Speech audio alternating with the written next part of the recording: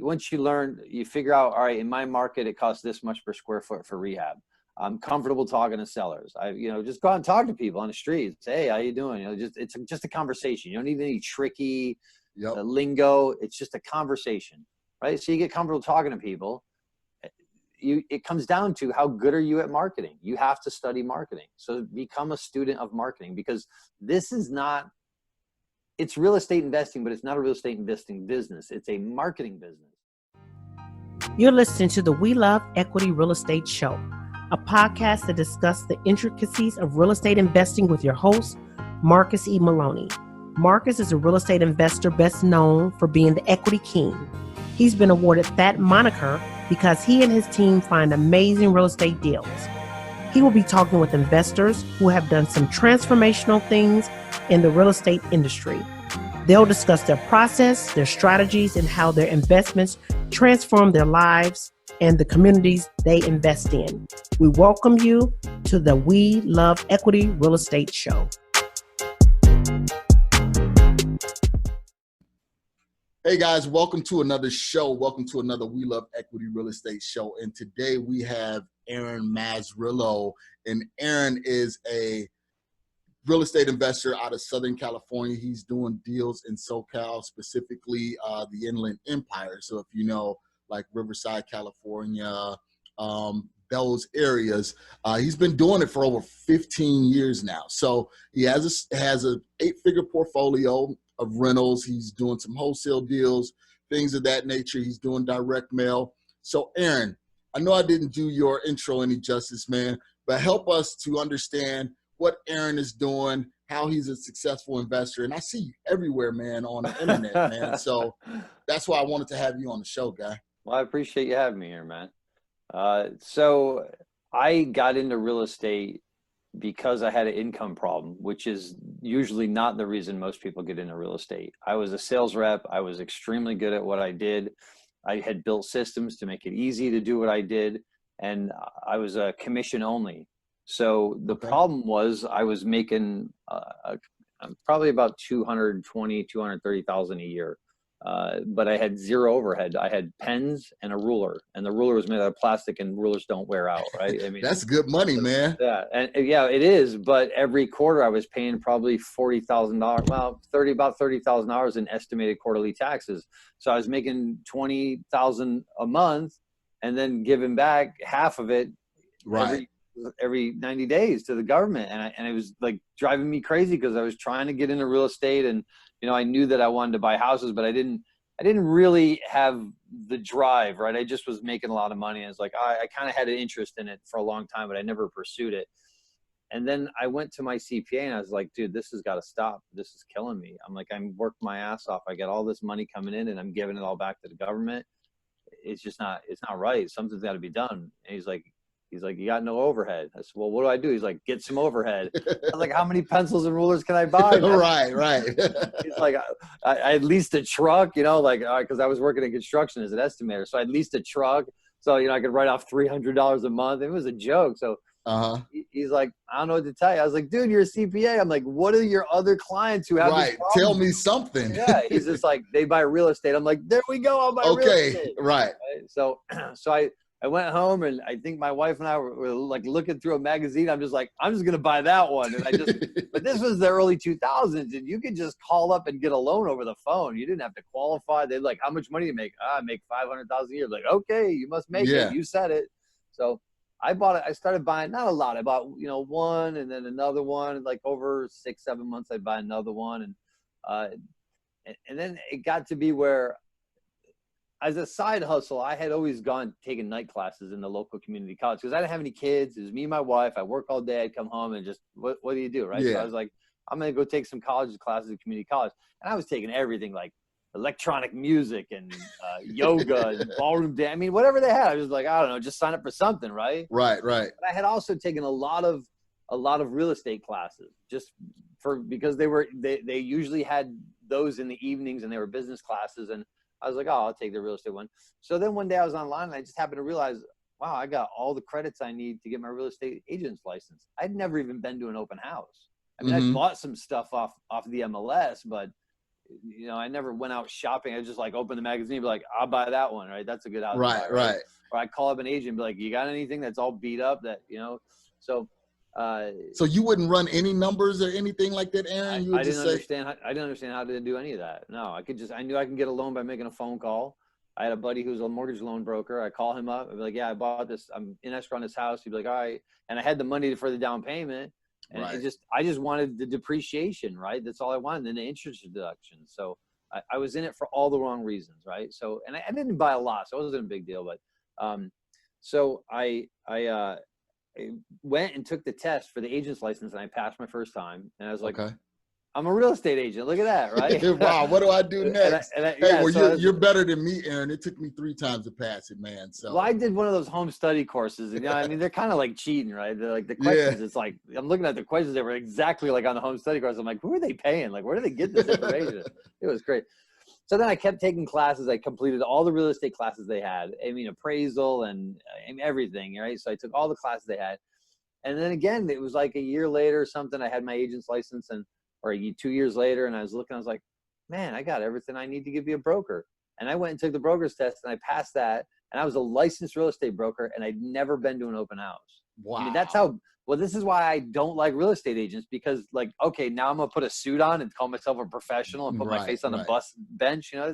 So I was just like, it was a joke, right? There's no working at, well, they might have changed it, but at the time, if you had a college degree, which I have, there was no requirement for actually having ever done a listing or anything, right? It's like, oh, you just have these credits, right? Credits, right. Yeah, I mean, imagine if you just go to a bunch of school and like, hey, I'm your brain surgeon. You never had to actually work on anybody, but you're a brain surgeon.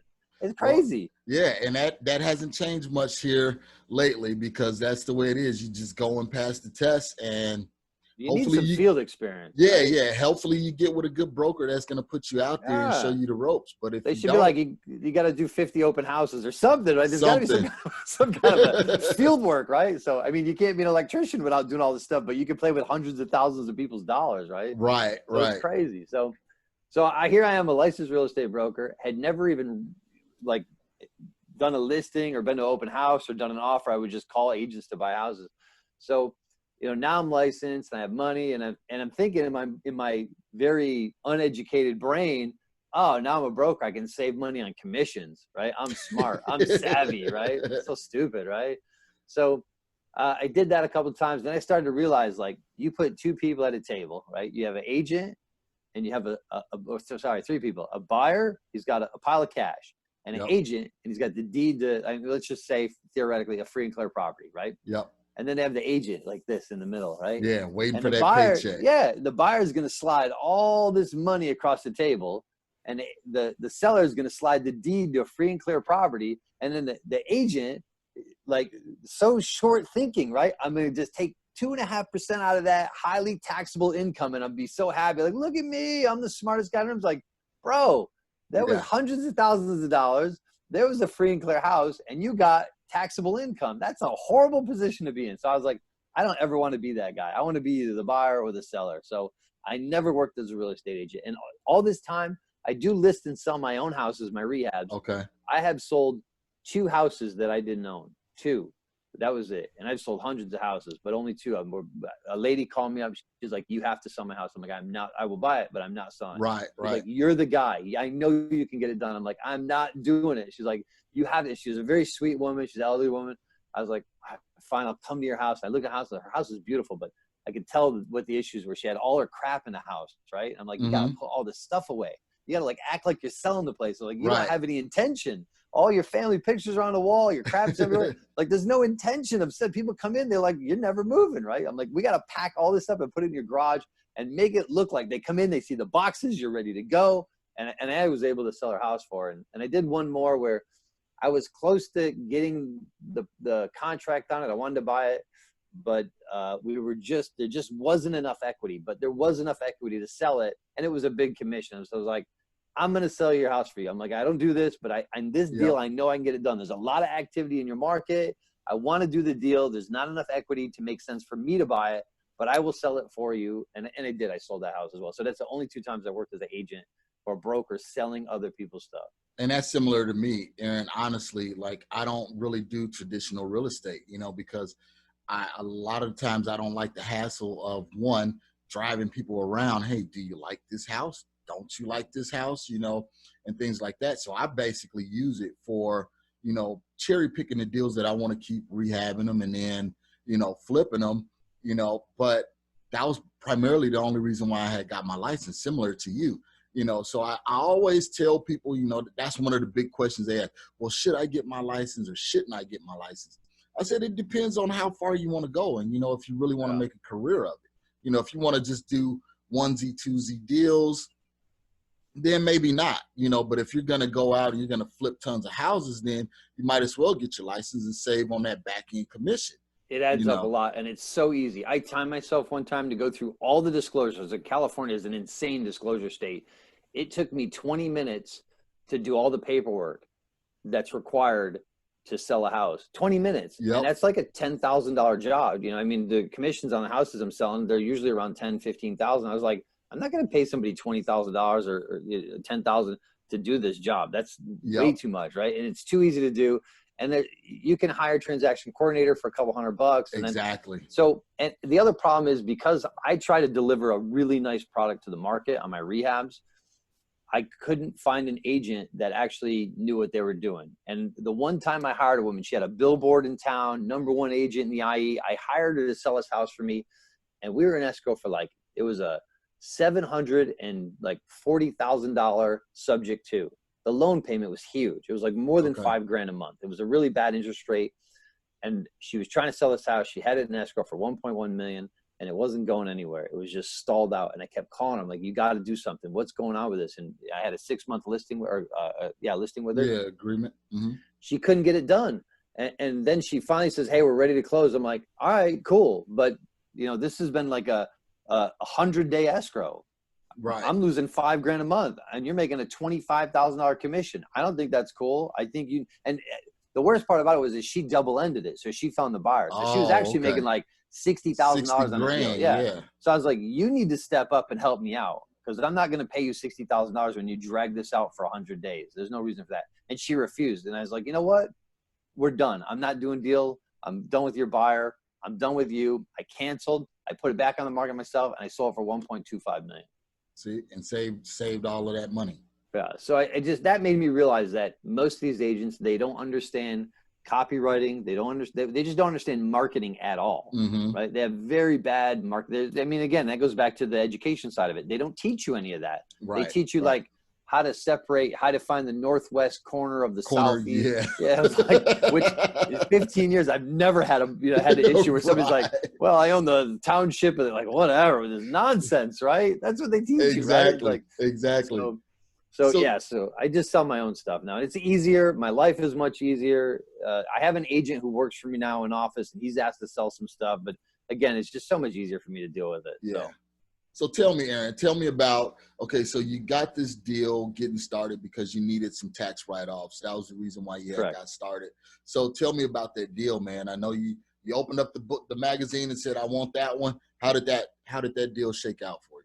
So I would just call actually the house that I'm in right now is one of those. It said in the, it said in the magazine, and it's like Homes and Land or something, one of these magazines that said, foreclosure opportunity. And I came out, and she's like, I called the agent up, and she's like, you want to go look at it? I was like, sure. So we drove all the way out here. I was in Irvine, and I moved to Riverside, which is, I mean, that's like going backwards, right? Yeah.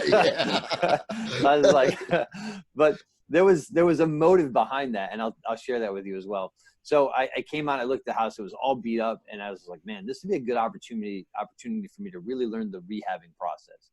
And because I had the money, time wasn't a consideration. And I didn't understand numbers, and I didn't understand holding costs.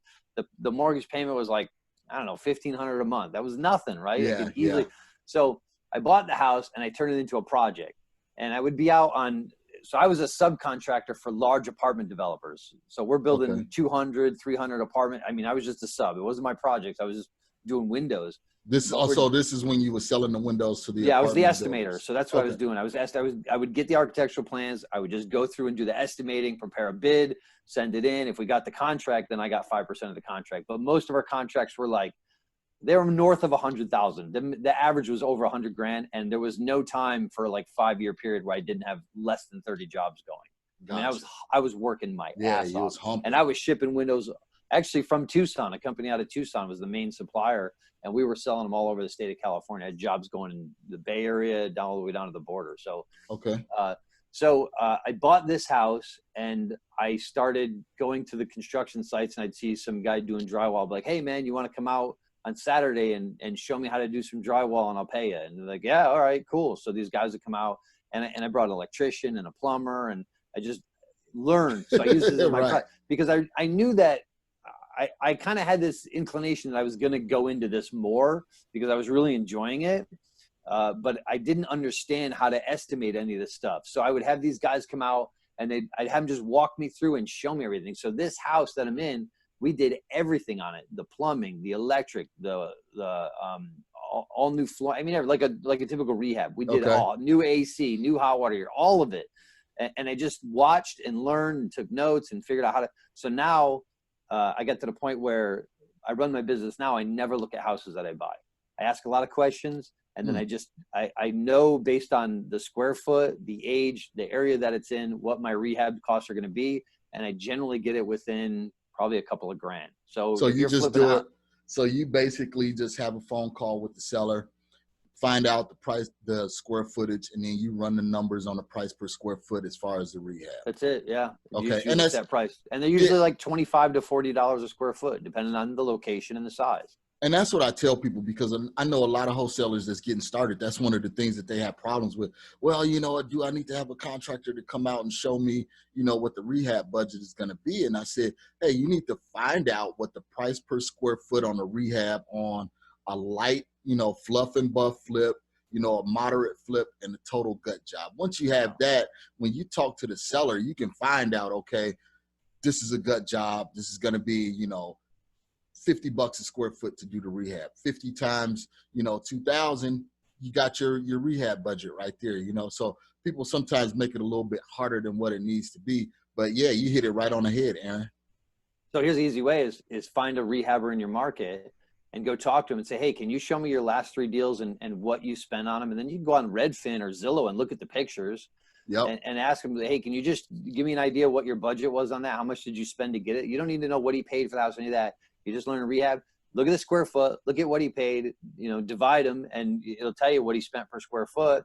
You look at like 3 or 4 of them, you're going to see there's a ballpark. There's a range. Oh, on the low end, he's at 25. On the high end, he's at 35. So if you go $30 a square foot, you're going to save so much time going to look at these stinky ass cat pee smelling houses, right? I mean, so maybe like I have one where we were a little low, but on the next deal, we just budget a little higher and get penciled out. So on the 2 deals together, we're going to make 60,000. So one of them, I came in a little low. I was probably at like 30 and it came in at 40. And the other one, I said, well, I'm going to make up for it on this one. Right. So I'll push it to 50. And they're on the same street, and I bought them from the same family. So it kind of worked out like, you know, it's no net loss to them. So sweet. So how did you find those deals? So those 2 there, one was marketing. We did post. I do these very inexpensive. I don't have a copy of them around here, but I do very inexpensive. Like this is not mine, but this would be a good, you know, just these cheap. So a standard 40 postcard. cents. Yeah, just cheap postcards. So I do just massive, you know, mail 5,000 a week, right? So we just do a big campaign. People call in, I do the pre-screening over the phone. I have about 10 questions I ask that gives me an idea. And honestly, I don't need to know nothing about the house. All I need to know is what's the address. That's it. Give me the address and I tell you what I pay for it, right? Because I'm just going to assume the worst. I'm going to assume it's a dump. I'm going to assume that there's a tenant in there, or that it's, you know, it needs maybe an eviction or whatever. And I just give them a low ball offer. And if that sets a low price anchor, and like, oh, I would never sell that much. Okay, well, tell me about the house. Give me a little more information. Yep. And well, does it need a driveway? No. Okay, so it has a concrete driveway. Yeah. All right. Well, then I can pay a little bit more. Does it have AC? No. All right. Well, that doesn't help me out. Does it have? How old's the roof? Oh, it's 10 years old. Okay. Well, I can pay a little bit more, right? So then you can start bringing them up and walk them up a little bit, and now they're like, oh man, that sounds a lot better. You know, so maybe I was at 180. And I get some more information out of them than just the address, because you get these people like, oh, you know, here's the address. What are you going to pay? All right, I pay $100,000. Does that work? Yep. No. All right. Well, then tell me about the Well, house. Maybe I'll pay more. Let's have a conversation. I'll pay you for information. Yeah. And that's the thing that I tell people. I say a lot of times you can vet these sellers over the phone and you can find out all that you need over the phone. You know, you can find out, you know, how old the roof is, how old the AC unit is, so on and so forth. And you can generally find out what you can offer on that house right there and make the offer over the phone. You know, a lot of people think that, oh, I got to go and meet the seller and I got to do all of this. I mean, I can tell you within the last few years, it's been, I go and meet a seller if I want to, you know, but I absolutely don't have to. No. And there's no data. People will tell you, you make more, I don't buy it. I make more money sitting in my office writing offers than I will driving around. I mean, California is a big place. Yep. If somebody calls me from San Bernardino, that's an hour there and back, at least maybe an hour and a half drive there and back. And then I got to meet with them. And, you know, it's just a waste of my time. I'd rather call 5 or 6 motivated sellers that are ready. If they're not ready to do business with me over the phone, they're probably not ready to do business with me, or I'm not ready to do business with them. That's the 80-20, right? They're the 80%. I don't want to deal with that. I want to deal with the 20% highly motivated people who have equity and will give me a yes over the phone.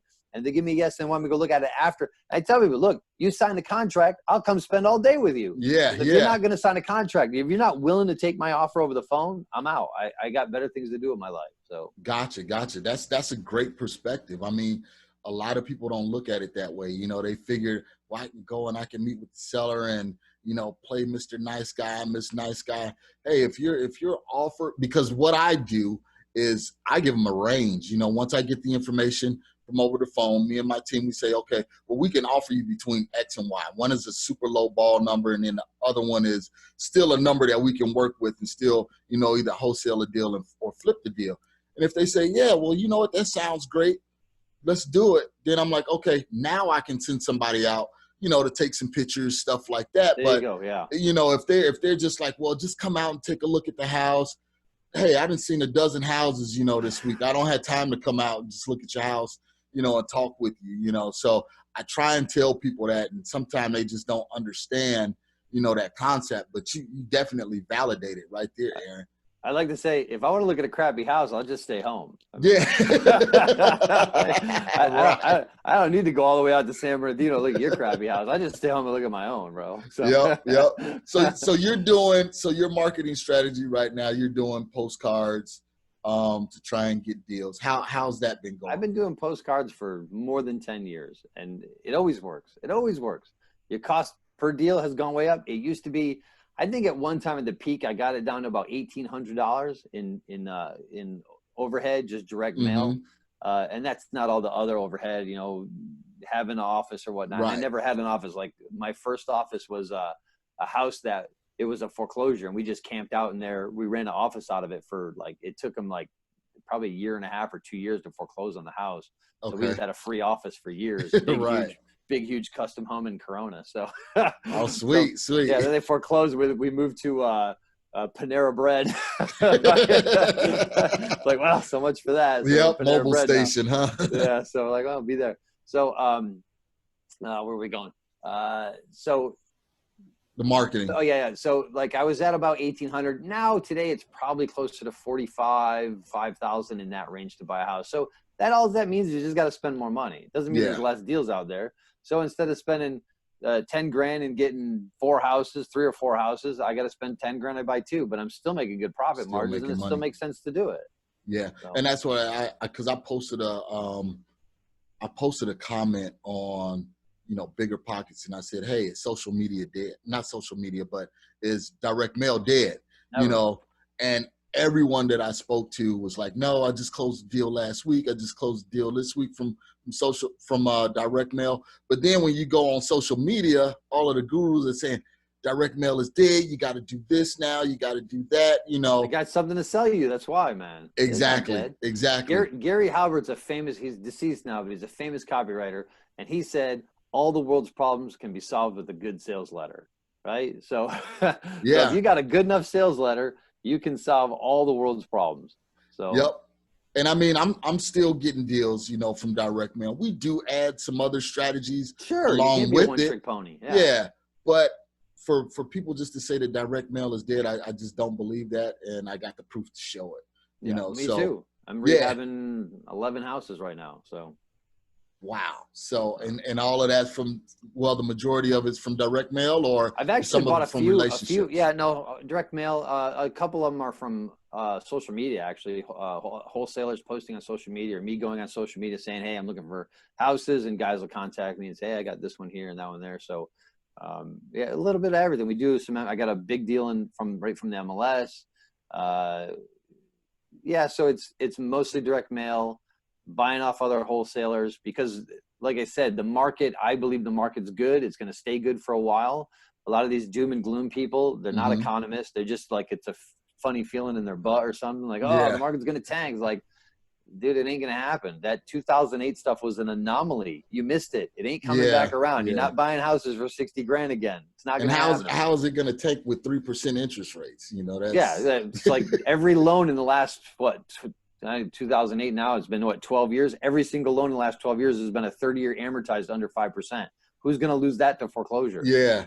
I mean, if they lose their house foreclosure, they're going to come rent from me and pay more. Exactly. It doesn't make any sense. So it's just like, it's not going to happen, right? So there might be a softening or a flattening, but a massive, I mean, it has to be some black swan event, like coronavirus explodes and goes crazy, which it's nothing like the flu, and the flu is killing lots of people every year, and people are still buying houses. So it's going to be some black swan event that happens, and I just don't see it. And I talk to and I follow a lot of other people, and they all feel the same way. Like, the market's good, the loans that they've all written have been great, the economy's good, so we got plenty of more swing in this. And so I'm going to keep riding it out. And when it does slow down or get bad, then I'll just turn everything I'm flipping to a rental property, and I'll sit on them and wait. So what do you think, someone just that's freshly getting started, that's new, what do you think they should do, you know, in order to get into real estate, just from your opinion?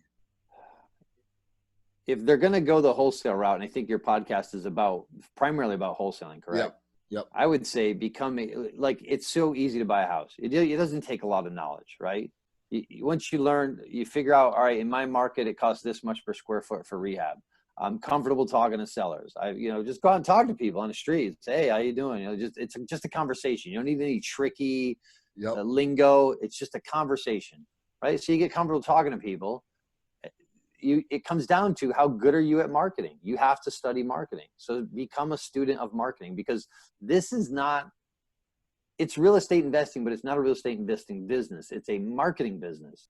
Right? We all have to be good students of marketing, and that should never end. You should constantly be striving to become a better copywriter, a better marketer, or just hire somebody who can do it for you. That can do it, and let them do it, and then you can focus on other stuff. Because people they think they need to go to a negotiation seminar and all. You don't. Nobody's going to teach you magic words. They don't exist. There's objection handlers that don't always work, but there's objection handlers to help you get past the no's. And there's mindset. When you hear a no, it doesn't mean it's the end of the conversation. It just means not yet. Right? No, it means, that's all it means. It's not yet. You haven't convinced me yet. You haven't cleared up the questions in my mind yet. So you've done a bad job at convincing these people that you're the right decision for what they need to do. So I would say, focus on marketing, become great. Look at the marketing in your market, and what is everybody doing? If you drive around, you see bandit signs, and every single one of them says, we buy houses, we buy. Then come up with a different niche, some different message that people see, and it's slightly different, and it captures their attention, and they call you. So. Great point, Aaron. So guys, you hear it right there from a professional. Focus on marketing. Like you said, if it's bandit signs, if it's direct mail, if it's social media, you guys gotta spend your energy on focusing on marketing. Let me give you a tip. Driving for dollars, super popular these days, right? Yep. So the average guy who drives for dollars is going to get one of these really crappy apps. They're going to pull up in front of the house. And they're going to send a letter, just like every other dude in the market, right? So one of my friends, he drives for dollars, but he was on Craigslist and he saw somebody was giving away a parrot, right? He was like, parrot, I'll take a parrot. So he went and got the parrot, right? The parrot's lived to be like 100 years or something crazy. I was like, dude, you got to will that thing to somebody. Why are you going to, that's not a pet you want, right? But he's got the parrot, and now he goes, when he drives for dollars, he gets out of the car, he's got the parrot on his shoulder, and he knocks on the door. who do you think they're going to talk to? Yeah. Right? Who's not going to answer the door for a dude with a parrot on his shoulder? Right. Right? That's the exact same thing that everybody else is doing, but he's doing it a little bit different. So I have people that I coach, and I have people that I have a buying team, and so we do it slightly different too. We do what's called a leave behind, right? So when we go and we drive for dollars, we don't just put it in an app and then send a postcard, because that's a waste of your time. It's a waste of the mailman's time, right? Everybody in the brothers is doing the same thing.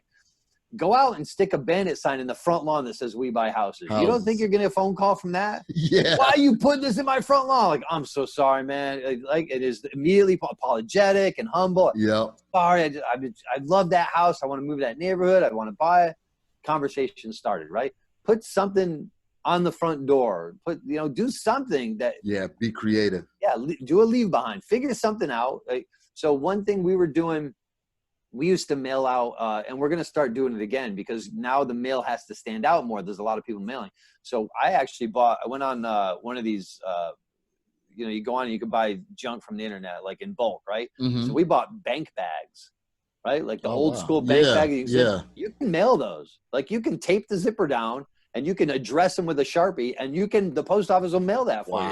So we would mail them a bank bag. You get a bank bag, and I'm like, what? They're opening that shit up, right? Yeah. Who wouldn't? So that's just like a bulky mail style, right? So, mail out something bulky, where I'm trying to look around my office, what I might have. So like most people are doing, like, they do like an envelope like this and have some writing on it, right? Yep. So, it's funny. There's a big ass envelope of cash sitting on my desk. Oh, see. Don't tell people where I live, man. So I didn't even mean to do that. So my buddy was showing me the envelope that he got from a seller.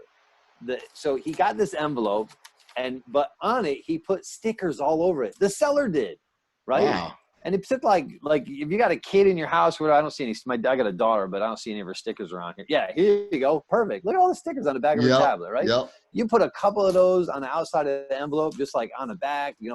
Who's not gonna what is this? What is right? this? Yeah. They're gonna open it up. Maybe it takes you a bit longer. Give your kids, $5 an hour to sit there and put stickers on for you, right? Pay them or whatever. Have a kid in the neighborhood come over and do it, or have your wife or whatever. You do it while you're watching a movie. Put on Netflix and just sticker envelopes, right? Yep. Make your stuff stand out. Do something slightly different, a little more creative. Be the odd egg. Those are the people who get attention, right? If you just look at Instagram, I can go out and post Instagram all day long, and I got 10,000 followers. But the kid who's doing, I was watching these guys last night for hours. They're so funny, man. They're just walking on the street, and he says to the guy, he's like, "Who's a pretty girl?" And he's like, "I am." And because they're in front of some wig store, he's like, "You got to go in and do that, right?" So they got 4 million followers because they do silly, stupid stuff, right? Yep. It's so stupid, right? But that's what gets people's attention. So you have to stand out, and so just become a better marketer. Stand out, make your stuff different, And that's what people are afraid to do, because the gurus, they always pitch, okay, well, you have to do A, B, and C, 1, 2, and 3 in order to get a deal, but you have to use that creativity in order to get that deal. Because we do bulky mail, we'll send, a regular envelope with an eraser or something in it, so they fill it and they're like, oh, well, what is this? But you got to find ways for them to open up the mail. You got to find ways for them to look at your marketing piece and decide to want to give you a call back. So yeah, you're absolutely right, Aaron. You got to be creative. You got to do some different things. So tell me, what contributes to your success as a real estate investor? I think it's my curiosity. So as an entrepreneur, I'm a hardcore, my first fan, I was a fan of Michael J. Fox when he was on Family Ties, and he was just hustling. Like, you want to be a bank, right? I was addicted to that show because I like watching him be that entrepreneurial guy. I was a kid, and I was out shoveling. I remember trying to mow lawns, and the neighbors were like, "You're too little, man. You're gonna fall under the lawnmower." They wouldn't give me jobs. I was always hustling for money. So because I like that creativity. So I just think my curiosity, what can I do? Can I make the impossible or the impossible not impossible, right? Okay. Because the sky's the limit. You can do anything you want. The only thing holding you back is yourself, is your own limiting beliefs. You can do anything you want. I'm more of a pursuer of quality or quantity of life, I guess you say, I'd be quality of life instead of quantity of life. Mm-hmm. I value my time. Like I highly value my time. I'm an older dad. I'm 48. Okay. I have a 4-year-old daughter. You don't get to 44 years of age, right? And not be set in your ways. And then like you have a daughter at 44 and you're like, whoa, this is not going to happen again. Different, right? This is a one-time opportunity. So I will spend, if 15 seller calls coming in or go pick my daughter up from school, I'm going to spend time with my daughter from school. Right. Gotcha. And I hate to bring it up, but because it's such a heart-wrenching thing, but you look at the Kobe Bryant situation. He worked his ass off for 20 years. Yep. He worked his ass off. He missed a lot of times with his kids to the point where he got a helicopter just so he could spend time with his kids. And then he passed away. 2 years into retirement. 2 years into retirement. I mean, now he has all the money and all the time in the world and he's gone. Right. So don't think that you have forever, because you don't. You never know. So I try to think like, is yesterday a day if I had to live my life over again, is yesterday a day I would want to repeat? Is that a day that I would want to live again? And if it's not, then I don't want to do that shit ever again. Whatever it was, my tools, I have no calluses on my hands. I don't own any tools. Like, this is it. The only tool I want to master is the pen. That's it. Yep. I want to write offers. I want to write letters. I don't want to like waste my time in the backyard pruning plants and pushing a lawnmower around or changing the oil on my car. This stuff, my time is so much more important than that. And yours is too, right? Absolutely. Your time is way too important to be messing around with it. There's guys out there that want to do that for you, guys, girls, whatever. They want to do that for you. They're happy to do it for you. They're happy to trade their hours for dollars. Give them the dollars and focus on something. Like, figure out in your business what's the most highest revenue generating practice, the task in your office. Only do that and do nothing else. Outsource all of it. Offers. That's it. Outsource, talking to sellers is it. Like, maybe you have a buying team, so it's coming up with a better marketing strategy, or dialing in your marketing, or a better message, or you finding a copywriter, a good one that you can interview to find out if that person can do it for you if you don't have the ability to do that. Right. So you have to value your time, because you just never. I got up probably a little over a year ago and I went surfing, and the next thing I know, I was face down in the water, paralyzed from the neck down. I was dying, drowning in the water. They pulled me out of the water. Some bodyboarder guys pulled me out. They resuscitated me on the beach. They took me to the hospital, and I walked to the hospital the next day. It was a miracle, right? I mean, unbelievable. Basically what happened was, like, you bang your funny bone and your arm goes numb. I did that to my neck. I banged the funny bone in my neck, and I was.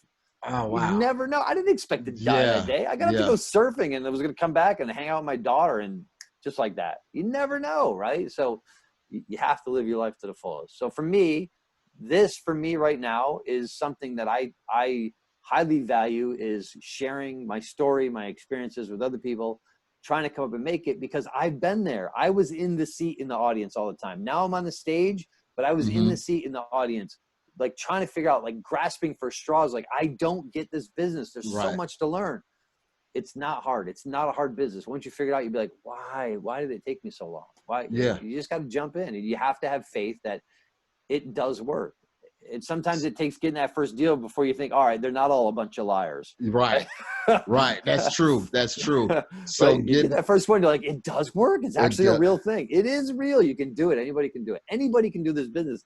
I'm not a smart guy. I never excelled at anything. I went to the Navy after high school because I had no other options. It was Navy or be homeless. I had no other. Seriously, I didn't know what it was. I had no skills at all. So I went to the military, and I got the GI Bill, and I went to a crappy state college. So I have a degree, but it's not worth anything. It was a horrible, crappy state college, like low tier. But, So, Aaron, how did you, because you talk about that mindset, and saying, okay, well, until I get that first deal, what did you do, to keep yourself motivated and going until you got that first deal? And then once you got that first wholesale deal, what was next? Super easy. I surrounded myself with people that I wanted to become. Super easy. Think and Grow Rich, right? Okay. You create a mastermind, and you surround yourself with the type of people that you want to become. And you have to, unfortunately, make that decision to divorce some of your existing relationships. You have to. And I don't mean your wife, and Right, maybe, or your right. girlfriend. I mean, sorry, your wife or your husband, because there could be women on here as well. Yeah. It's just unfortunately, this industry is so dominated by men that you tend to think in terms of. Right. So I don't mean to divorce your spouse, but maybe that's something you need to do. If they don't have a similar mindset. But my wife doesn't have the same mindset. We get along. My wife's actually in India right now traveling for a month. Right? Oh, wow. Yeah. She wanted to go. I was like, go, fly, have fun. I'm going to stay here, hang out with my daughter. I don't want to take her to India. She's too little. And we just hang out and I'll work. I don't mind. So what I mean is your toxic friendships, right? Mm-hmm. So I have 0 friends that I went to high school with. 0 I relate to them anymore. I mean, they're good people. We just don't have the same mindset. Right. So to get to that, see, here's the thing about relationships.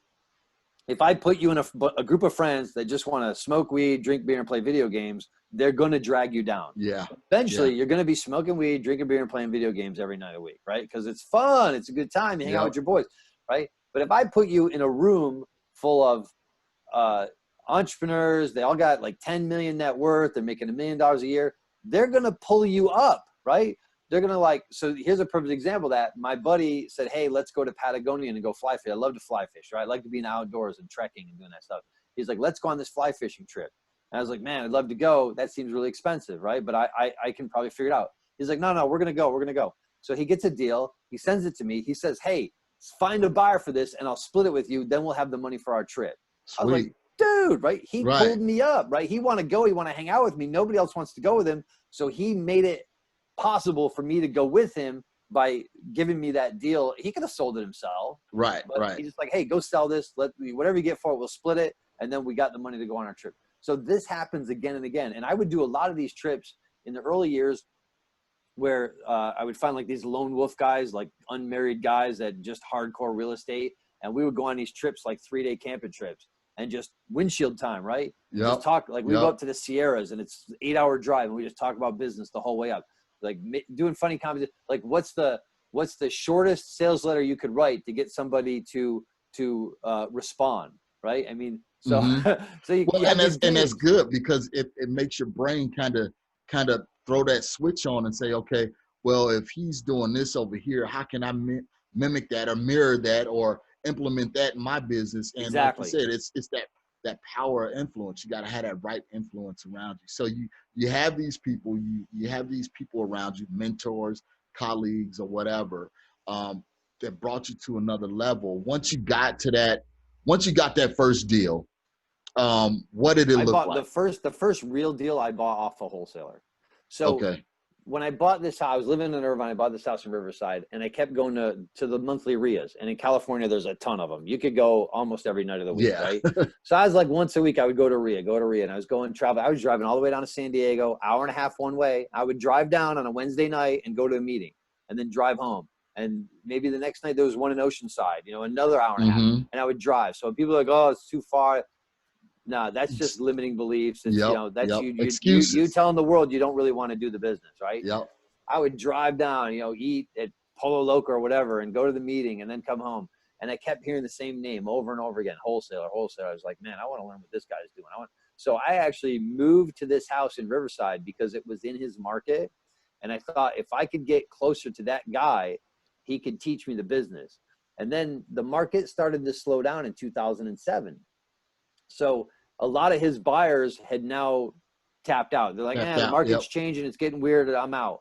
So I actually went into him at a meeting, and I kind of introduced myself, said, hey, I heard you're selling houses yet. And I said, well, I'm interested in buying. And I had equity lines of credit on some of the houses that I bought because the market was, early 2000s, the market was going crazy. Right. You could call up and get an equity line of credit. I mean, they barely did an appraisal. So I had money, right? So I had access to money, but it doesn't mean you can't get private lenders or hard money, right? There's lots of money out there chasing deals. So I said, well, I'm looking to buy, and he wholesaled me a house. And I didn't know anything about construction. I mean, I knew how to look at an architectural set of plans, but I didn't know anything about rehabbing a house. So I went to another meeting. He sold me that house. I didn't even go look at it. I'm like, yeah, I'll take it. I'll buy it. I had no idea what I was doing. I just bought it based on his reputation. Don't do this, right? Because there's a lot of bad wholesalers out there now. Back then, there were very few people wholesaling. There were very few. I mean, I knew probably 3 or 4 guys that were wholesaling. Everybody else was just buying and rehabbing. So, now the market's flooded with them. But you also remember, this is like, I don't even think Facebook was a thing back then. This was early 2000s, you know, so maybe it had just started coming out. But so I bought the house sight unseen, didn't know anything about it. I bought it, and then went to another meeting. I'm like, hey, I need a guy to rehab this house. And one of the guys was like, well, I'm slowing down. You know, you can have my guy, or one of my guys. You can use him because he needs work. So I called this guy up, and he met me at the house, and I had zero clue what I was doing. He's like, hey, here's what we got to do. This is how bad it was. He's like, we got to cut pieces of plywood and stick them in the eaves. So when the guy with the ski pole, the termite guy, comes through and taps, he hits something hard and he just keeps moving. Yeah. That's horrible, right? But I didn't know. I'm like, okay, that makes sense, right? Because he didn't want to have to put a new roof on it. And right. That's bad to do. I did not know that. So, but I did whatever he said to do. We got the house rehab, had a lot of problems with him. But the house got finished. Because I was a broker, I listed it. Didn't know what I was doing. It took me forever to get the listing right before they would even accept it. All these errors. And then I got an offer. I got a couple offers in because the market was still moving along. I got a couple offers in, and I had no idea how to decide which one to take. I'm like, this is my first flip. I'm like, I got all these offers. I'm like, so I knew there was an agent in my neighborhood who was active, and I went and knocked on our door. I said, hey, I got these offers. I'm selling this house. I don't know which one to take. Can you look them over for me? Can you help me with the disclosures? I'll pay you $1,000. And she's like, yeah, all right. So she picked one. She's like, this is the one I would go with. And then she gave me all the disclosures. I copied them all. So I ended up closing that transaction. I made about 25 grand on it. And after that, I was like, I was hooked. I was this done. is it. I'm like, I'm doing it. So I went back to that wholesaler again. I'm like, got another one? He's like, yeah, I got another one. And I ended up buying. I became his #1 buyer after that. I just bought everything he had. Well, the main thing, Aaron, is you was resourceful. You didn't know, but you said, hey, you know what? I'm going to get in here, and I'm either going to figure it out, or I'm going to go to someone that I believe know. So you got a broker that lives down the block. And hey, I found her, the guy who referred me to sorry to jump in, but I just want to make the connection. The guy who referred me to the rehab guy, and he wasn't a licensed contractor. Like now I only use licensed contractors. Right. But this was just a dude who had some tools, right? And a truck. He had some tools and a truck, right? Probably a felony record, too. Right. I had a lot of problems with that guy. But that guy who referred me, the rehabber who referred me to the contractor, also, that was the agent that he used. That's how I had heard her name. I tapped into my network, right? It wasn't I went out and tried to figure this out on my own. It's already been done. I just tapped my network. Like, who do you use? Who do you know? Can you give me a referral? So I got these referrals and I just went out and pursued them. So yeah, I used my resources. Yep. So tell me, Aaron, tell me about your best deal, man. What's your best deal that you've done? And how did it shake out? Best deal. So I think it's hard to put a number on that, or like which one is that an address to that, because I've had a lot of great deals for different reasons. Like I had a deal where I mailed postcards. I was trying out a new postcard or probably a letter or something. I was trying it out. I mailed 5,000. I got 0 phone calls from it. I mean, it was a complete bomb. And then 2 weeks later, a woman called me. I ended up buying and closing on the house, and I didn't want to rehab it. I was short on funds after buying it and closing. I was like, man, what am I going to do? And I contacted one of my friends who was a buyer. He's a rehabber. And I said, hey, would you be interested in kind of like wholesaling you this, even though I already own it? He's like, yeah. And I made 50,000 on that deal net. I walked away at 50 grand after closing on it. So if I had just straight wholesaled it, I would have made like 55,000. Yeah. Right. Probably more, because I actually pulled a hard money loan and everything. So I probably made like 57, 58 grand. But it just came with the territory of not understanding my numbers and just kind of diving into the pool head first without even checking to see if there's water in there. Right. I just, when it comes to money, I'm not scared. Right. I know I can always go make more. So I'm not terrified of losing money. Right. There's no debtor's prison. So I don't care. I'll do a deal. If it doesn't work out, well, I'll do another deal and I'll make up for it. So it's just my attitude. Right. So I think my best deal is one I haven't done yet. That my biggest deal is still out there waiting. Right. I'm always have that curiosity. So I did a deal one time where I flipped the house and I got like a $40,000 check out of it. I thought it wasn't going to go. It was a house that I bought subject to. The house was in foreclosure and I couldn't find a buyer and then they were going to foreclose on Monday was the auction. On Friday, we closed. We were able to get it all done. Like it was a 45-day escrow. And so I took that check and I went straight to the Toyota dealer and I bought I cashed a check, obviously, and I bought a brand new car. I'm like, that's that house that I'm always going to be able to remember where that deal came from. I bought a brand new truck. So, yeah, I've had referrals that turned into bigger deals, and I bought entire estates from people. So I just think that being eternally optimistic that my best deal is yet to come. There's still another big fat deal out there. So. Sweet. Yeah. So tell me about this team. I know you keep mentioning your team, your acquisitions team. You know, how many people is it, and kind of what do they do for you? Sure. I have one guy who's in my office. He's a licensed agent, but he does a lot of acquisitions. So he's talking to all the wholesalers. He's dealing with all the follow-up calls, taking the seller calls that come in. He's talking to agents. He's searching the MLS. He kind of does all that. And then I have an assistant, and she basically is manning the incoming calls, pre-screening people, working on my list. Like today, she's working on my list. She does I have a lot of rental properties now. So she does a lot of the tenant screenings and renting up my houses. So, and then I have a couple of VAs that I tap into from time to time. And I have two people doing kind of the driving for dollars and some small marketing campaigns. They have full-time jobs, they're doing other stuff, but they're interested in the business. So they've come onto my team kind of just doing their own little niche list. So that's it.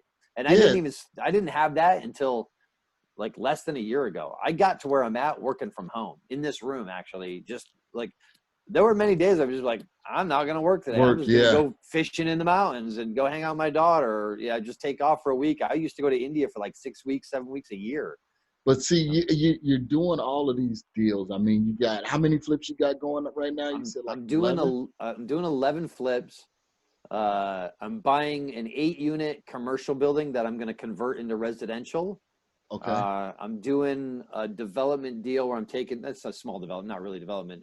I bought a 1-bedroom house and I'm going to turn it into a 2-bedroom house. So, we got to go through the city for the permits. And in California, it's very difficult to do this.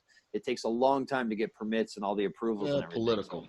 So, well, it's a money grab. They want money, right? So, that's it for right now. So, and I have one wholesale deal in the pipeline. So yeah, but you're doing a lot with a small team. I mean, because I know sometimes you talk to some of these massive wholesalers and they're like, well, we got 6 acquisitions guys, we got 4 disposition guys, and so on and so forth. Too much, man. Yeah, and I say sometimes you just have to keep it small. And you said you've been doing it all by yourself, up to a year and a half ago, and you've been doing this for 15 years. And my net worth is probably bigger than most of those guys anyway. So yeah, so it because I've asked him, I'm like, come on, dude, let's go. Let's have a dick measuring contest. Where you at? And you find out the biggest posting on social media. The guy's like, he's like, yeah, I'm at $1 million. I'm like, $1 million. I'm like, I made $1 million last year. What are you talking about, dude? Like, you're everywhere. Tell everybody how rich you are, dude. So yeah, never buy into that shit. It's all marketing. It's just proof to the people that you don't have to have this massive organization or massive agency or anything like that in order to really do quite a few deals. And you got a couple of people doing some direct mail postcards and some online marketing and your relationships. That's basically it. Okay. Yeah. Sounds good. So guys, you hear that. So right now, Aaron, lean and mean, man. Lean and mean. And that's the way to go, so man. my mentor said to me that when your overhead exceeds your income, your outflow will be your downfall, or your outgo will be your downfall. Yeah. Right. So you keep you keep ramping up the lifestyle, keep taking on those debts and those obligations, and keep having people depend on you for a livelihood, and keep growing and growing and growing. And then the market's going to slow down, or something's going to change. That black swan event's going to happen.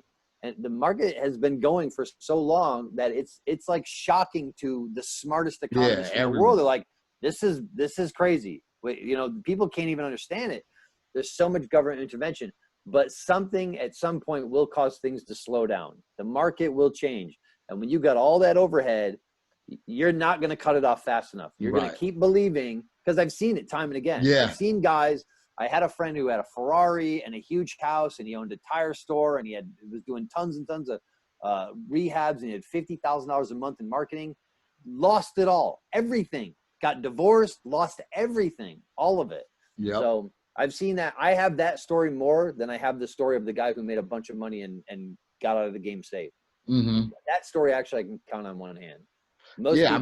grow, and then they grow too much, and they don't adjust as the market changes. Yeah. And so their overhead eats them alive, and it just sucks all their profits out because they don't want it to end. Yeah, and it's like having that healthy balance. You got to know, okay, well, the market there is pulling back. You know, what should I do? You know, what do I need to do? But like you said, people always believe, hey, that next big deal is going to happen. It's going to get me back, you know, even par, and then I'll be able to build from there. You know, so yeah. Well, how do you? I have dozens of houses with 6 figures in equity, dozens of them. Like people are like, oh, where's your Lamborghini? Oh, it's parked out there on the corner of Cedar Street in Rialto. I got matching Lamborghinis next door to each other. I just haven't cashed them out yet. Right. Hey, I got them. They sitting there. One house I owe about 25 grand. It's worth at least 350,000, and the 25 grand is payable. That's all that's left on it. $500 a month, principal only reduction payments. Right. What are you renting it for? 3,500. I just raised the rent. I think I get $1,350 out of that house. Okay. The rent's low, but they've been there for more than 10 years. The rent's a little low. So you constantly got that money coming in, man, and every month. And that's the thing. That is the thing. So how do you manage? You know, you got your team. How do you manage your team? I know you're working from home. Are you using some kind of system, or just picking up the phone? A couple months ago, I rented a closet at this executive suite center. I mean, it's a tiny, tiny little office. It's $500 a month because I didn't want my assistant coming to my house. Like gotcha. This is my domain. Nobody comes in here, right? Yep. So I didn't want her coming here, so I rented a little space down the road, and she goes there. So so we just check in via text message. She's just texted me now, actually. So we check in text message. I go to the office 3 times a week for 5 hours each time. That's it. Okay. And usually it's less than that. Like Mondays, Tuesdays, and Thursdays, I go to the office. And the only reason why I go to the office those 3 days is because those are the 3 days that my daughter's in preschool, because she's got to learn the alphabet. I can't teach her that shit. Like that's beyond my scope of ability. I cannot teach a child the alphabet. So there you go. How can you make an 8-figure rental portfolio and not teach a child the alphabet? You have to pay somebody to do that. So you don't need to be a genius to do this business. So I go in at the best, I will hit 5 hours, but generally it's like 3 to 4 hours. And then I do a little bit here, you know, and I have a beach house down in Huntington, and I'll do a little bit of work there in the evenings after my daughter goes to bed, but not a lot. You know, I just try to find people that are driven and pay them well, right? You compensate people. They're taking so much burden off you. Why hoard all the money? Like money's for, so I'm in Strategic Coach. I don't know if you know what that is. It's a Dan Sullivan. They teach entrepreneurs how to be better at being entrepreneurs and how to basically have a hands-off business. And he had this thing, this exercise where you write down, and if you're watching this, I encourage you to do this. Write down what age you think you're going to die, and be realistic. Write down. And then you write down, and at that age, you write down kind of like what you feel like you've accomplished and what you've done, how your life is, right? At the day you die. And then you say, okay, now go back a year. And if you're watching this, pause it, right? Take the time to do this. Write down like how you vision your life on the day of your death, right? So pause that, do that, right? So now you've come back and you say, all right, a year before your death, how does your life look like? Like, tell me everything. How's your health? How's your resting heartbeat? How flexible are you? Like, tell me about your family, your friends, the people that you're surrounded by, what kind of house you live in, what your business looks like, right? Yep. So write that down, right? So pause this, write that down, right? Take that time right now and do it. This is an amazing, it's a mind expanding exercise, right? So you write that down. And now you've done that. You've come back to the podcast. You look at what you wrote down on the day you die. Let's say we both picked 90, and at 89 years old, we wrote down what our life looks like. I guarantee you, both of us wrote, we're going to be great shape. We're going to be flexible, healthy. Our resting heart rate's going to be like 40. We're going to feel good. We're going to have money coming in. It's going to be flowing through me, you know, to me and through me, right? And then you say, well, if you're all that at 89, how the hell are you going to die at 90? Die at 90, right? How you die? So now I want you to write down what you really think you're going to die at. And write that. So pause this and think about that. At 89, you feel amazing. There's no chance you're going to die in a year. What age are you really going to die at now? Right? So do that now, right? So now you come back, and most people are writing like 120, 150, right? And they're like, okay, now if you really think you're going to be lived to 150, what do you picture you're doing now with your time? From the time you turn 90, that you thought you're going to die, now you're going to live to be 110 or 120. What are you going to do at those years? And write that down now. Take a few minutes and really think about, what are you going to do with your life now that you thought you're going to die at 90 and you're going to live to be 120? What are you going to do with those 30 years? So you write that down.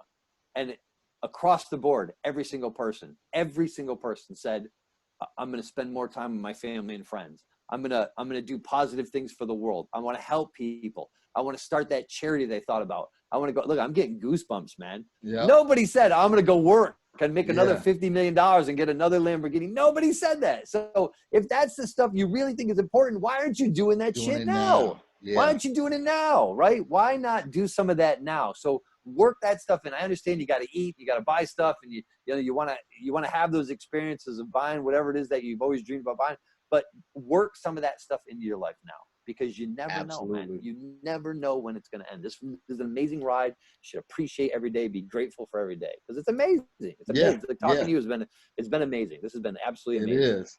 Well, Aaron, I want to take a brief break right quick. We're going to get a word from our sponsors, and then we'll come right back and we'll kind of finish up and wrap up. So PropString is the industry's #1 tool for locating distressed properties and connecting with highly motivated sellers. With 100% coverage across the U.S., PropString provides a deep dive into any property's specific details, making it easy to generate lists of distressed properties and contact to the owners. No other product or service can compare. Gain access to MLS property details like expired listings. You can pull accurate comps, even sale prices in non-disclosure states. This information is typically reserved for licensed real estate professionals, but it is also available to you in PropString. Gain access to unlimited nationwide property search, comparable home sales, targeted marketing lists, and owner contact lookup, built-in marketing tools, hundreds of filters to search and sort leads. Start your free 7-day trial now by going to proud.propstreampro.com/WeLoveEquity. Okay, Aaron. So now we're back, man. I know you're doing all of these deals. What's been your source of funding? Has it always been just home equity lines of credit, or? I'm gonna hook you guys up, man. So I was a RIA addict. I'm going to all the RIAs, right? So you go to the RIA and you look at, so I always have this thing, like, who are the whales in the room? And the whales are the guys with all the money, or the women with all the money, they got all the experience, right? Those are the whales, right? So so if I knew somebody who had gone to a lot of meetings there, who was well known, then I would ask that guy or that girl, hey, who should I meet in this room? Who are the people that I need? Because you get in front of another guy at your level, you learn nothing, right? You maybe learn one tip, one trick, but you learn really, it's like doing an interview with yourself and then listening to it. Right, you don't learn a whole lot from that, right? So, I mean, there's basically, if I'm talking to a guy who's also got 11 flips going and doing a commercial deal, maybe I find one source of a better loan somewhere or one agent, but I'm not learning a whole lot from this guy, right? It's like talking into a mirror, right? So I want to go and find the guy who's buying the $40 million, 700 unit apartment building. I want to go talk to that person or that woman, right? I actually was at a seminar and there was a woman doing that, I think in Texas, right? So I want to go talk to that person, right? So who are the whales in the room? And I started to realize that the whales, you look at demographics, right? So you have the younger people who are usually the hustlers. There might be the one or two young guys who just all the cards seem to align for them and they're blowing everybody away and making a lot of money and doing lots of great stuff, right? Or that could be all show, right? Right. But, so, the odds of you being that lucky guy, they're not good, unfortunately, right? So you're going to be in that pool of all these young hustlers, right? All these guys and girls are trying to figure it out. And then you got some of these older dudes, right? Or these older women. And you're like, they always seem to be here. They always seem to have a little crowd of people around them. I mean, there's the older people who have nothing that are just also trying to get it going, which is great. I encourage everybody to get out there and try to do something. I mean, once you stop moving, you start dying. That's my philosophy, right?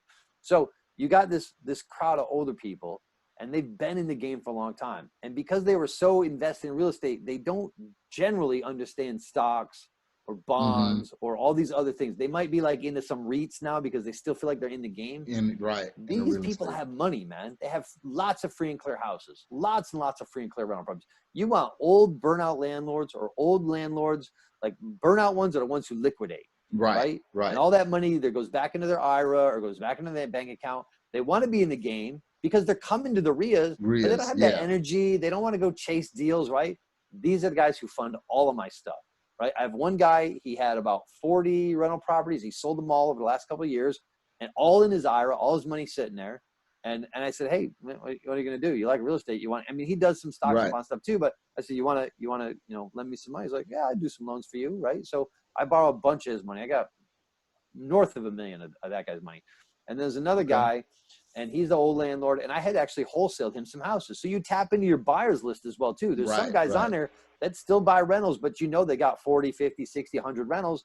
They got tons of money. And this guy has tons of money. And I hit him up and I kept saying, hey, you do any lending? I know he's doing a little mentoring, helping out some young people, like just the free having lunch type stuff. Right. They eat your brain conversations, right? I want to pick your brain. You want to take me to lunch and eat my brain? Awesome. Right?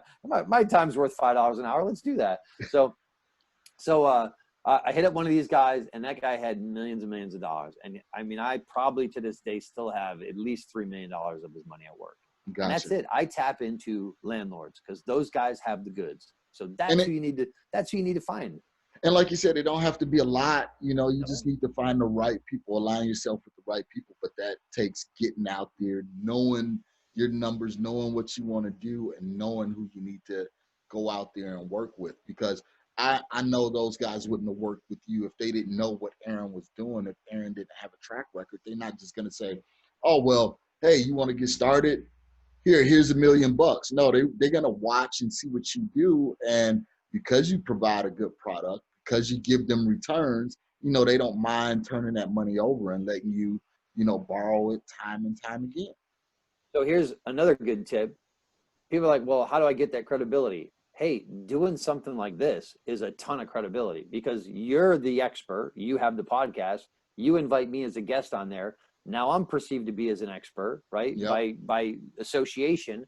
So now somebody listening to this who has a ton of money sitting around doing nothing, not making 7, 8, 9, 10% interest, or it's in the Roth and they're like, oh, I'm going to put it to work. I'm going to, always the gonna. They call me up. That money's at work this week. I mean, I got deals all the time that I'll throw money at. So, so it's expertise. Look, nobody is ever going to come out and say, you know what? You made it, man. Congratulations. Here's your expert certificate. You're now officially allowed to call yourself an expert because you made it. We've checked all your social media. We've reviewed your deals. You've passed the test. Congratulations. You now may wear the crown. That day is never coming. Never coming. Never come. You want to be the expert? Who's the expert? This guy. I'm the expert, right? You just tell people, I'm the expert. I'm the guy you need to talk to about this, right? Because nobody's going to give you that accolade. Nobody. This ain't the Olympics, right? You got it, man. Yeah. So you just become the expert. Go on podcasts. There's always people looking for people to interview on the podcast. Even if you don't know anything, if I had a podcast, I would love to interview a guy who's just getting started so I could find out, tap into that. What are your challenges? What do you have a hard time with? Because now it attracts all the other people who are in that boat rowing together and say, yeah, those are my challenges too. And I give that guy a 1 hour, one-on-one mentoring on my podcast. Like, hey, this is how I dealt with that. This is where I would go to figure that out. This is the book I would read. Right. So it's a fabulous resource. So yeah, get your ass on some podcasts, man. Help some people out. And that's just true. Going out and saying, I'm lost, I'm confused, I don't know what I'm doing. You appeal to a huge audience of people who are also saying the same thing, but they're terrified, they're humiliated, and it's all in their head. It's not real. Nobody's gonna laugh at you like, oh, you haven't done a deal, you suck. Nobody's gonna do that. Right. Like, you haven't done a deal, I'm doing 11. Let me help you out, man. You got to get in the game. You got to do a deal. It's not hard. So. Things you got to do, and that's some of the problems. Is some of the new people they're so worried about what people are gonna think. Hey, I've been trying this for 2 years. I've been trying this for 2 years and I haven't got a deal. Okay, so what? Keep talking to people. And eventually you'll pop that cherry and you'll get that deal. Those are relationships that you need to divorce. Those are toxic relationships. You got to get away from those people. Don't talk to them anymore. I like to say, tell the world what you're going to do, but show it first. Right. That's right. So, I mean, it's great to go tell everybody I'm a house buyer. But if you have toxic friends, you don't talk about that stuff with them. You talk about smoking weed and playing video games or whatever the hell they're into. Sports, right. And then when you leave them, whatever they're into, you talk about that with them. And then when you leave them, you go talk about your entrepreneurial stuff with your other friends that are entrepreneurial mindset, right? You go talk to them about buying houses. So you kind of filter your relationships. So Aaron, what's next, man? What do you got going on that's next? I know you do some, one-on-one mentoring or coaching or helping people out. What's next in your real estate career? So I used to like get a lot of the pick your brain, which, man, I hate this saying, man. I hear eat your brain as soon as they say, like, oh, it makes me cringe. Like, oh, go to lunch and pick my brain. Oh, like don't say that to people. It just sounds horrible. Don't say, let's go to lunch and I'll pick your brain. Like, hey, can I come to your office and sweep your floors? Do something productive, man. I don't need to go out to eat, man. Like, hey, let me come and do some filing for you. Or you got some, like, you want to come and shred? It's all gone now, but I had a pile of stuff like this big. Come on over and shred my paperwork, dude. Yeah, and I'll talk to you while you're shredding. Like, do something productive, man. Right? Help you set up, like, find people for doing podcasts, whatever. Dude, like, do something productive that adds value. Taking me out to lunch, and I have a refrigerator full of food. I can stay home and eat lunch. I don't need to get in a car and spend money. And so I used to charge people, and I felt bad about doing it, but at the same time, I was like, look, I have to set some kind of a filter. So I would charge people for for lunch. They'd be like, no, you got to pick my brain, but I'm going to pick your wallet, right? You're going to pay me, and then you're committed because you have some skin in the game, right? And it just got to be where, I was even telling people no for that. I was like, dude, I just don't have time to spend 3 hours at lunch because I'm going to over deliver. It's never going to be an hour long. Right. Like, this could go, I could keep talking to you all day long. It's never going to end, right? So I told you, you're going to have to shut it off. So I just started this mastermind. It's on Facebook. It's a private group, and people can go to cashflowforlifecoaching.com. That's it. And the 4 is of number 4, right? Cashflow for Life Coaching. And there's like a sales letter there. It's not free, but it's a year. And if you haven't done a deal and you want to do a deal, then, I'm not going to be like, oh, you got to pay me. And most of these guys charge 20 grand. I don't need the money from coaching. Look, I have a very low, I'm wearing a hoodie, I get my haircut like once a year. I'm a very low overhead guy. And so, but I just had to have some filter there. So if they don't get a deal in the first year, following my stuff and looking at my stuff, then they can stay in for another year. I don't care. Right. So, but I am on there all the time, and I'm doing live calls, and we go out in the field and we look at stuff. But for me, I'm kind of over the single family house game. I'm going to keep doing it because it's profitable, right? Why would you turn off a spigot? So I'll keep doing it. Right. But I think that if I could go back and talk to my, when I start real estate investing, like, I don't even know, 30s, if I could go back to my first investing day self again, I would say, all right, write out a business plan, everything that you want to do, and then tear it up and throw it away. And now double or triple, or just think way bigger, right? Think way bigger. If you want to colonize Mars and you end up colonizing the moon, that's still pretty damn impressive, right? Yeah. So I wish I could go back. I don't wish, I'm pretty happy where I am. But if I could go back, I would say, that's great. Think bigger. The problem I had, now that I realize it, hindsight's always 20/20, is I surrounded myself with house buyers, right? I surrounded myself with all the people that were like chasing houses. So that's became what I focused on and what I went after and chased. And that's never why I got into real estate. I was out working as a subcontractor on large apartment buildings. I originally wanted to get into real estate because I wanted to go build my own apartment buildings, right? So I was like, man, I want to go buy these. I want to build these. If those guys are doing it, I can do it. And then the easiest access to real estate, like getting in the game at that time, was single family house buyers. There was no apartment development. Lindhall might've been the only one. There was nobody else out there that I remember that was teaching how to chase multifamily. So the easy door to get through was the single family door. I went after that, and I did lots of that. I don't want to do that any longer. I'm going to keep doing it, but that's not my focus. I have the team that can do that. I don't have to be involved in it, very little, just kind of make sure the deal makes sense for what we're doing. But now my goal this year is to buy a larger apartment building. I have an 8-unit one under contract that I'm developing, but I want to do like 100 units. So I'm putting it out there. So if somebody knows, I used to own a 63 space mobile home park, and I like those too. And I would also be interested in that. But I think my primary focus is on multifamily. Yeah, okay. That's really where I want to go. All right. Okay, Aaron. So we're going to move into our next section, man. I'm going to put you on a hot seat. Aaron, you're going to go on a hot seat. I'm going to ask you. Here we go. I'm going to ask you these questions. Answer them as quickly as possible for me, and let's see how you do. Okay. Right. You kind of touched on this already. Starting over, what would you do differently? exactly that. I would look at where my ultimate goal is. What do I actually really want to accomplish in this business? And if you want to buy office buildings, don't chase single family houses. Maybe do a couple to get some money, but if you go work for a commercial building broker, you're going to get much fat. You're going to surround yourself with the people who do that, and they're going to pull you up. Exactly like I said. And so you want to buy commercial real estate, you need to go immerse. You want to learn Spanish, you don't sit on the toilet playing on Duolingo, right? Yeah. You take your ass to Mexico and you immerse yourself and you learn Spanish, right? Yep. Yeah. So you want to, whatever it is you want to do, you look at your end game. What do you want to accomplish? If that's really what you want to do, you need to do an immersive program. You need to go and surround yourself with those people and seek out those people to you know, a lot of them will just adopt you, surprisingly. Like people are like, oh, I need a mentor. And I wouldn't say that either. You just start being friends with them. Yeah, saying, hey, you know, like, hey, let me buy you coffee. If you surround yourself with a commercial real estate broker who makes $50 million a year, he doesn't need you to buy him coffee. Right. So maybe go wax his Lamborghini or some shit. I don't know. But figure it out. Say, hey, you got something that you need checked on. I'll go look at it. Go, you know, be helpful, right? Yeah, be helpful. Not a nuisance. So what is your greatest commodity outside of capital?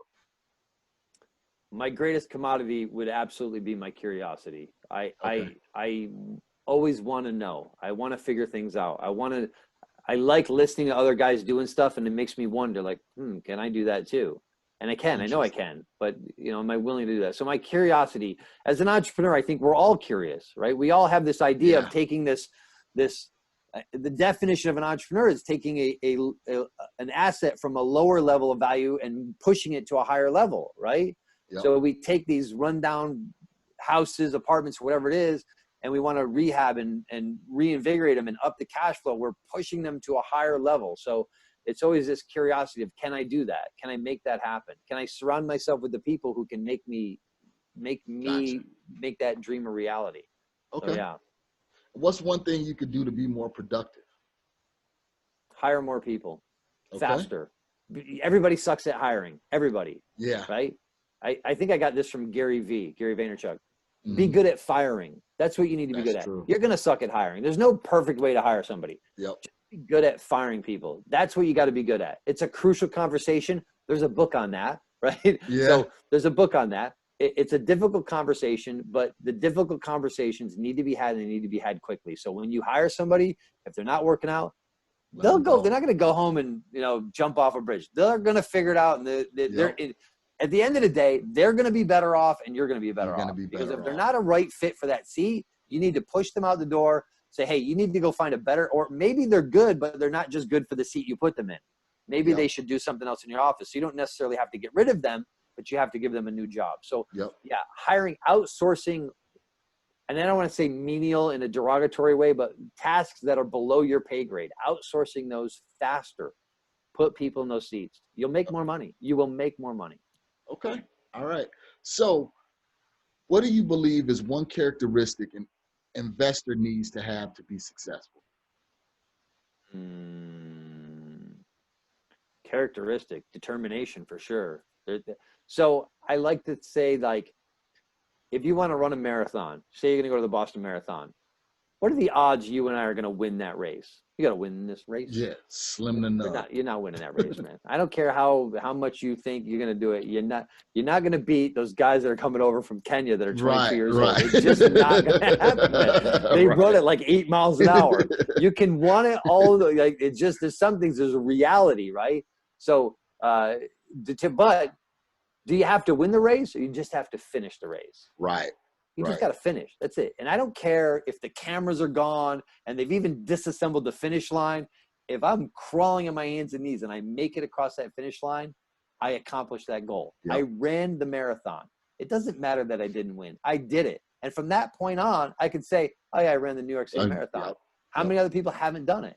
Millions. I mean, there's only so many people that even let do it every year. It's like a lottery system, right? So, but it's this determination drive, right? You have to be driven. And when it doesn't, don't be afraid to fail. Failing is part of the education process. Yep, I like to fail because then I figure out how to do it better next time. If I just get shit right all the time, oh, it's right. I never learn anything. Never learn. I just keep doing the same stupid stuff over and over and over again. And it could be wrong, but I'm doing it to a point where I'm doing it enough that I think it's right. But if I fail, then I know next time I'm not going to do that again, but instead I'm going to do this. So it's just drive, this determination to keep pushing forward. And I think part of the thing, what I said was the curiosity too, is just being curious as to what you can actually accomplish in your life. And it's so much. It's so much. Everybody's important. Everybody has a voice. Everybody needs to be heard. And go out there and do what you think you want to do, because you can do it. The only thing holding you back is yourself. Thank you, Aaron. Thank you so much, man. You gave a lot of words of wisdom. You gave a lot of inspiration. Wrapping up here, man, how can we find you? Some of the listeners, you know, that say, hey, you know what, I really want to further this conversation with Aaron. How can we find you? Where are you at on social media? I'm on Instagram a lot. I really like Instagram. I think it's entertaining as all hell. There's some great stuff on there. I'm on Instagram, Aaron the House Buyer. That's me, at Aaron the House Buyer on Instagram. That may change to Aaron the Apartment Buyer by the end of the year, but it's Aaron the House Buyer right now. And don't steal that, anybody. That's messed up, man. But it's Aaron the House Buyer right now. So that's where I'm at. I'm on Facebook. You can hit me up there, Aaron Mazzrillo. I'm sure they can find my name on your podcast. It'll be written out somewhere. There's no other Aaron Mazzrillos in the world, so it's pretty easy to find me. I have a Jewish first name and an Italian last name. Surprisingly, I'm actually Russian, so is what it is. So, wow. Yeah, it's a very weird story that I'll have to tell you sometime. Very strange, but so Aaron Mazzrillo on Facebook. I'm on there quite a bit, usually every day. Talk to people a lot on Facebook because I have the mastermind on there. Okay. Yep. Give me that URL too for the website and the mastermind. Cashflow for life, cashflowforlifecoaching.com. Okay. And then guys, I'll make sure I have all of this information in the show notes so you can hit Aaron up if you need to. I'm going to be speaking. I just want to jump in. I'm speaking this coming weekend at the San Francisco Summit. It's actually in Oakland, SFB, San Francisco Bay Summit, I guess, sfbsummit.com. And that's going to be a fantastic lineup because I'm pretty sure it's like a no pitch event.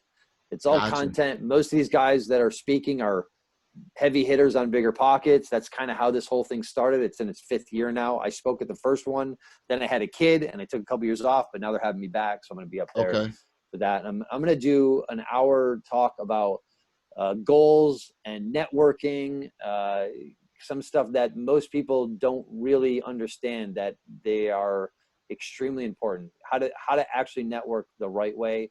And about documenting your goals and putting them out there, because the universe will respond if you tell it what you want. But you have to tell it. Very true. You have to tell it. Very true. So guys, you'll be able to, if you're in the Bay Area or if you want to go and see Aaron, you know, go to the San Francisco Bay Summit, SFBsummit.com. All right. It's very inexpensive. It's like $500 or something to go. It's going to be a great event. So I'm going to be there. I'll be hanging out. It's going to be a lot of fun. So, okay. Yeah. Well, Aaron, I appreciate you providing all of the content, man, for the We Love Equity listeners. All right, guys, we love equity. Equity pie, man. Eat that equity pie. Eat it up. Eat it up. So I have another slice, please. Any last words before we finish up here, man? Get it, man. Be grateful. Go get it. It's out there waiting for you. There's nothing stopping you. It's like you asked a question that internal, external challenges. It's all internal. There's no such thing as an external challenge. There's guys in prison running the show on the streets. That's true. Right? There's guys in prison locked up 24 hours a day and they run the show on the streets. You're on the streets. How can you not run the show? It's only internal. It's all internal. It's all mindset. It's the only thing stopping you. So if you can't get it, then fix your mindset. Then go get it. Right? There's people out there that will help you with that. Right? There's books that help you with that. So work on your mindset. You can definitely, hear Aaron talk more about the mindset. So guys, we're signing off here. Thank you, Aaron, again for being our guest on the We Love Equity Real Estate Show. And we will see you guys next week. All right. So that was Aaron Mazzrillo out of the Inland Empire. He gave us some great information in regards to wholesaling, buy and hold, funding, finding private capital, and all of that kind of information. So again, if you want more, make sure you go to the show notes below. You can get that information, and I'll be excited and waiting for our next show in 2 weeks. All right, it's Marcus Maloney, the Equity King, signing off. Thank you for listening to today's show. I picked up some great actionable items, and I'm sure you did as well. If so, let me know. You can always reach me via social media at facebook.com/MRCSMaloney, Twitter at MRCSMaloney, and of course, IG at MRCSMaloney. You can also always reach me via email at mmaloney@equityri.com. Make sure you reach out to our guests as well. You can always find their contact information in the show notes below. If you have not subscribed already, what are you waiting for? Join the family. And while you're at it, leave us a 5-star review. This is how we tell if we're providing you with what you need for your journey. If there's someone you would like for me to interview, or if there's a subject matter you would like for me to cover, please let me know. Finally, if you're looking for additional information about real estate investing, go to equityrealestateblog.com. Also, youtube.com/Marcus Maloney. Until next time, family, always enjoy the journey.